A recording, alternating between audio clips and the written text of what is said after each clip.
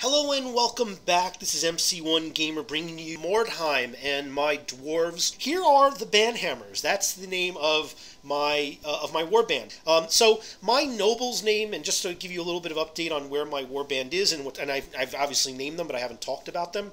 The noble, the leader of my warband, his name is Thigvald. So this is Thigvald's Banhammers, and that is Thigvald in the left center front. He's the one with the axe and the shield.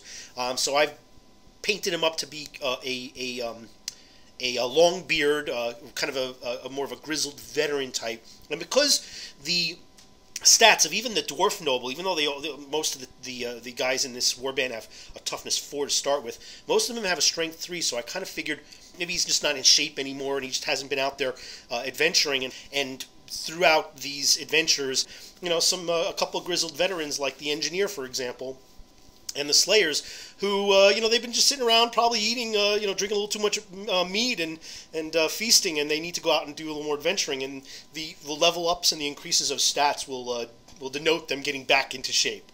So Thigvald is the noble. He's, after the last game, he's upgraded with a number of skills. I haven't updated any of his stats yet, which is astonishing. His strength is still a base strength 3. He has the same number of attacks, same number of wounds, but he's got 2 skills. One is Step Aside, which is great because it gives him a 5-up, like a ward save against anything in hand-to-hand, which is phenomenal.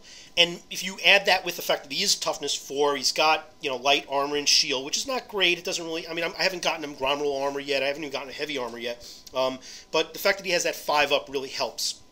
But he's got a dwarf axe, he's got a pistol, and he also has the extra tough ability. And the reason why I picked that for him is, barring the Nurgle's Rot, which is still a very serious threat because there is a Carnival of Chaos, which is one of the tougher warbands in the group right now, I wanted to make it very hard for him to get knocked out permanently, because I lost my engineer game 1, and a lot of other people have lost some very key characters. This is a brutal group.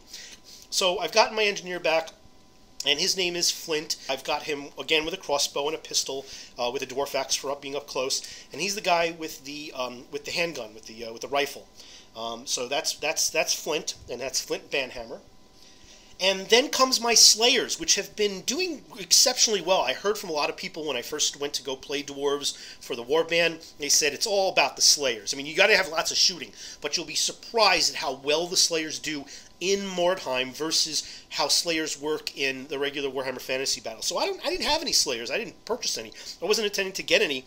And if anybody's seen my previous video, I bought a couple of Avatars of War Slayers that I've now built up and I've primed, and they're ready to, they're on the painting table, getting ready to be painted up for this. But I hadn't intended to buy them because I didn't really think about this, but I was proxying them, and I had ordered them, and they didn't come in before this particular game. So, as you can see, I have a couple guys with great axes or multiple weapons. Those guys who are just prime black and just with, with the skin tone, those are the 2 Slayers. So, the new and final version of the Slayers, which I love the sculpts from Avatars of War, those have not come in yet. Those will be in in future battle reports. So, that's the 2 Slayers are Bjorn and Borg.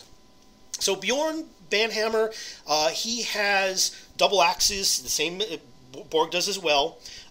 Bjorn has had level ups where he's now toughness 5, which is huge. Let's see, Borg has had weapon skill upgrades, so he's got weapon skill 5. Now, what's nice about Bjorn, who's got the increased toughness, he also has had 2 level ups where he's gotten his initiative increased by 2. So he's now at initiative 4. And I thought that was a great big deal because I'm thinking everything else is probably starting at 3 because most of these bands are human. No, most of them start at 4. Nobody else has gotten initiative upgrades that I'm aware of.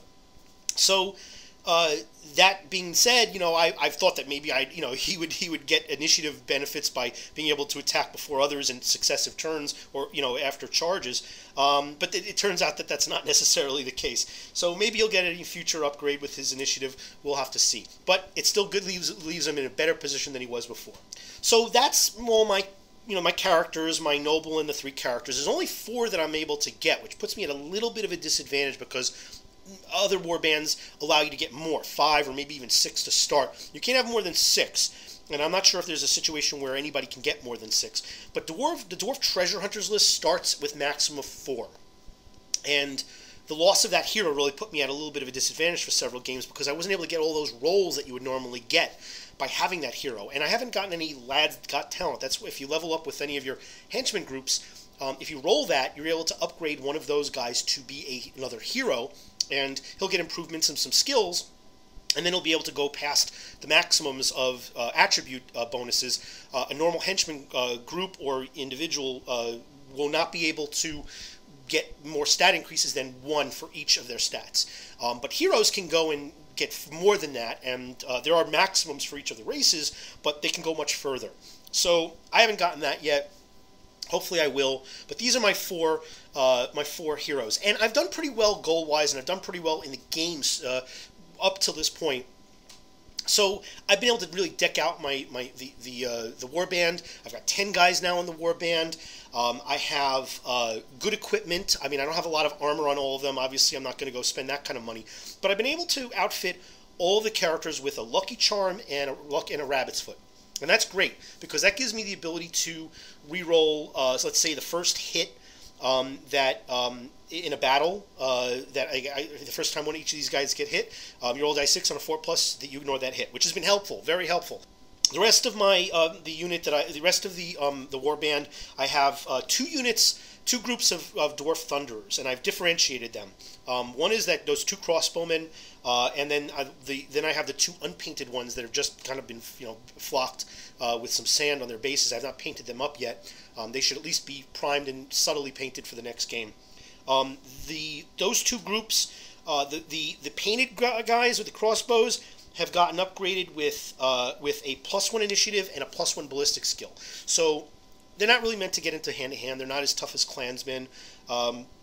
They are tougher than the beardlings, but I'm really keeping these guys back to just snipe. Really keep my opponents honest. They have good long range. The range is souped up by the engineer, and I really like the idea of kind of having them as a standoff against any other shooters, because I can outrange them, and I'm strength 4 on any of these hits. And so now I have a ballistic skill 4, and that's great.